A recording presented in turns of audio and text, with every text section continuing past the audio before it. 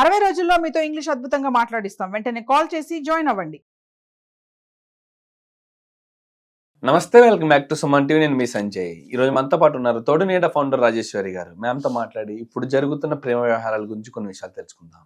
నమస్తే అమ్మా. నమస్తే సంజయ్.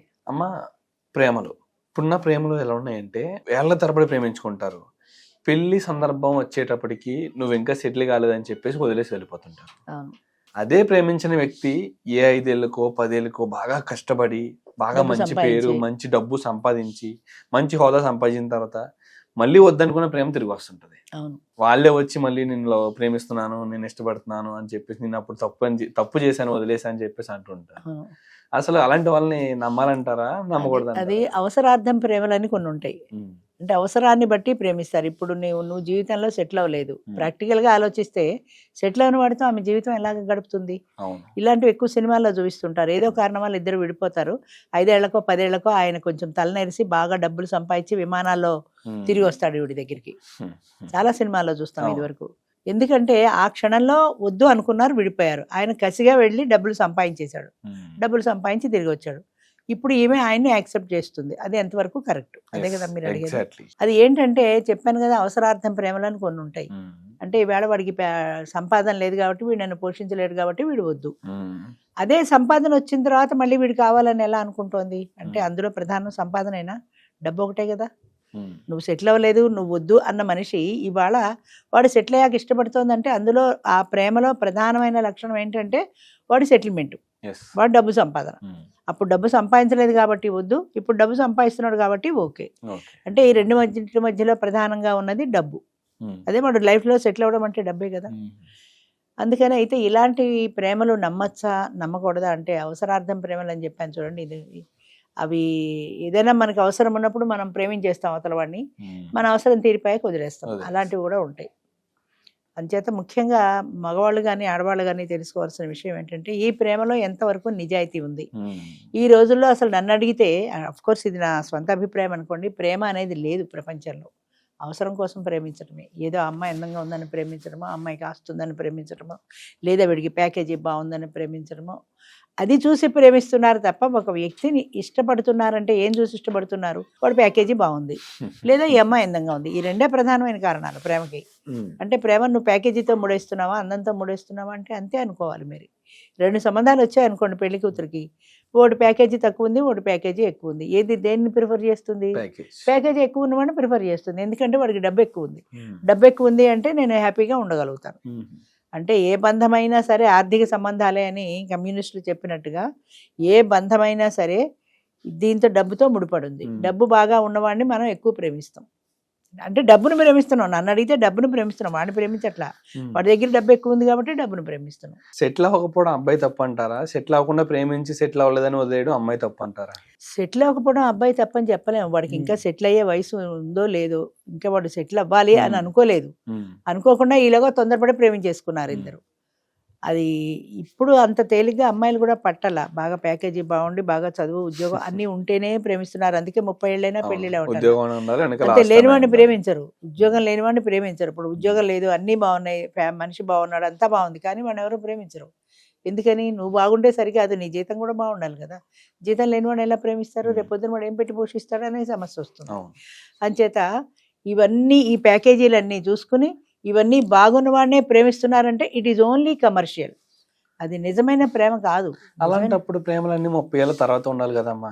30 ఏళ్ళ లోపు ఉన్న వ్యక్తికి ఎక్కడ? అందుకే 30 ఏళ్ళ దాకా పెళ్లి చేసుకోవట్లేదుగా. ఇప్పుడు 30 ఏళ్ళు బట్టతాలు వస్తుంది. జీలకర్ర బెల్లం పెట్టారంటే వాడు గుండు మీద జారిపోతుంది.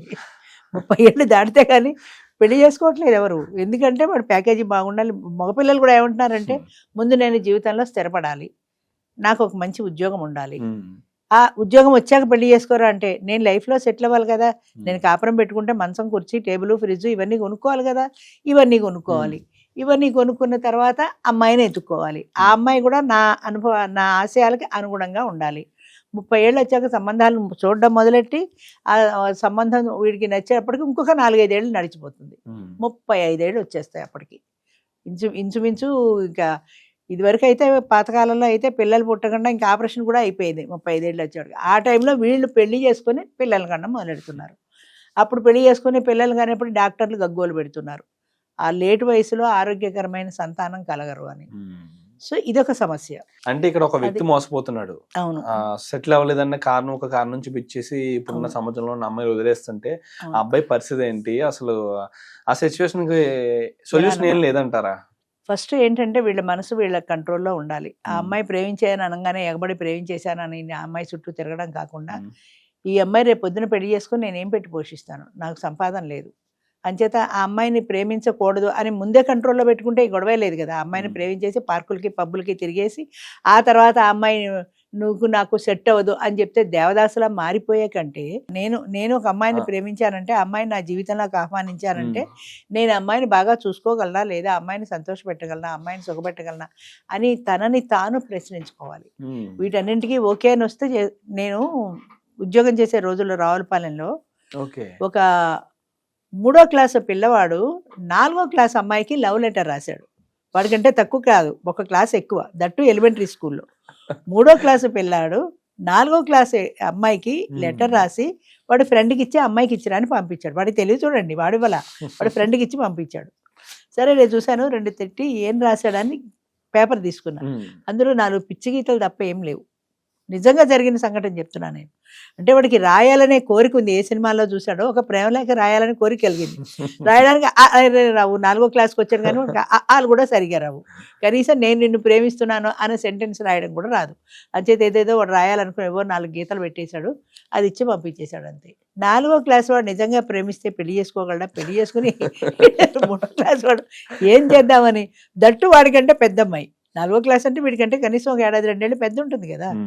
ఆలోచన ఏమీ లేదు, ప్రేమించాలి అన్నది ఒక్కటే తెలిసింది వాడికి, అంతే. అలా ఎలా ఉన్నారంటే సినిమాల్లో చూసి ఈ త్యాగాలు, ఇదేంటిది ఏమీ లేనివాడిని పేదవాడిని ప్రేమిస్తుంది, వాడు వెళ్ళిపోయి లక్షలు సంపాదించి వచ్చేస్తాడు, అది చూసి వీడు కూడా ఫీల్ అయిపోతాడు, నేను కూడా ఎప్పటికైనా లక్షలు సంపాదించేస్తాను. నాకు అప్పుడప్పుడు మెసేజ్ వస్తుంటుంది, ప్రభాస్ ఇక్కడ అని పెడతాడు వాడు. ప్రభాస్ ఇక్కడ ఉన్నవాడు ప్రభాస్ అని. వాడు ప్రభాస్ కాదు, కానీ ఇక్కడ ఉన్నది ప్రభాస్ అని వాడే ఫీల్ అయిపోతున్నాడు అని ప్రభాస్ ఇక్కడ అని పెడుతూ ఉంటాడు మెసేజ్.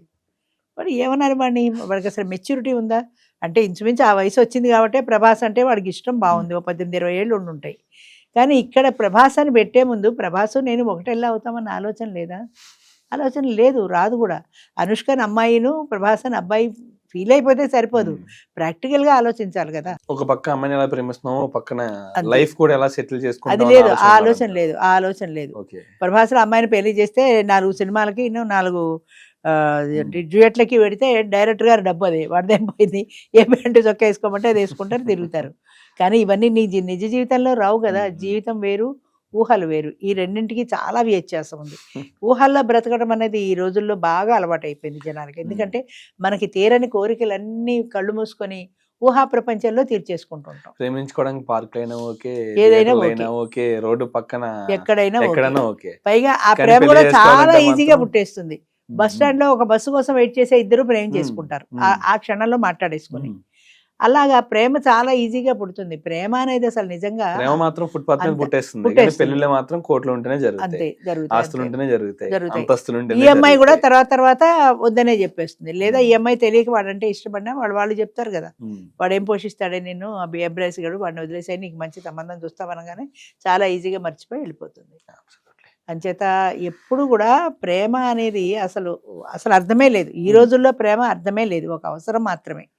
నేను అది ఇదివరకు కూడా మీకు చాలాసార్లు చెప్పాను చూడండి, అందమైన అమ్మాయినే ప్రేమిస్తాడు తప్ప అందమైన అమ్మాయిని ప్రేమించిన వాడు ఈ రోజుల్లో ఉన్నాడా ఎవడైనా?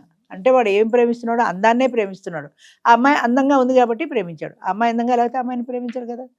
అంచేత ప్రేమ అనండి, వ్యామోహం అనండి, ఇన్ఫాక్చుయేషన్ అనండి, దాన్ని ఇంకా ఏ భాషలో పిలిచినా, మీరు ఇష్కన్నా ఏ భాషలో పిలిచినా సరే అది మన అవసరార్థం, మనం ఇష్టపడుతున్నాం అవతల వ్యక్తిని, అంతే.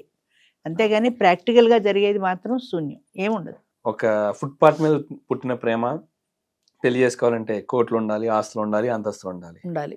ఇవన్నీ లేకపోతే అవన్నీ ఉన్న అబ్బాయిని పెళ్లి చేసుకుంటారు తప్పితే ఈ అబ్బాయి కోసం వెయిట్ చేయరు. మరి ఈ అబ్బాయి ప్రేమించడం తప్పు కదా.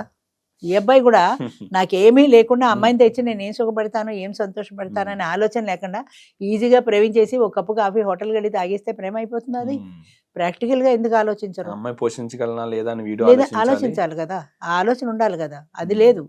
అది లేకుండా నేను ప్రేమించేసాను, అమ్మాయి ప్రేమించేసింది. ఏదో 10th క్లాస్ వాడు, ఇందాక చెప్పానే 3వ క్లాస్ వాడు కూడా ప్రేమించేస్తున్నాడు. అసలు ప్రేమ అంటే అర్థం తెలియని వయసులో వాళ్ళు ప్రేమించడం ఏంటి? నాకు ఇది నేను చెప్పిన సంఘటన 1983-84లో జరిగిన సంఘటన ఇది. నేను ఎలిమెంటరీ స్కూల్లో టీచర్గా చేస్తున్నప్పుడు. నాకు ఇప్పటికీ 35 సంవత్సరాల పైన అయినా నేను మర్చిపోలేదు ఆ సంఘటన. అంటే అంత చిన్న వయసులో వీడికి అసలు ప్రేమ పుట్టడం ఏంటి, అమ్మాయికి ప్రేమలేఖ రాయడం ఏంటి, నన్ను పిచ్చికి తరిగేసి పంపించడం ఏంటి, అసలు ప్రేమ అంటే ఏంటో తెలిసే వాడికి తెలీదు. థ్యాంక్ యూ అమ్మా, thank you very much. Thank you.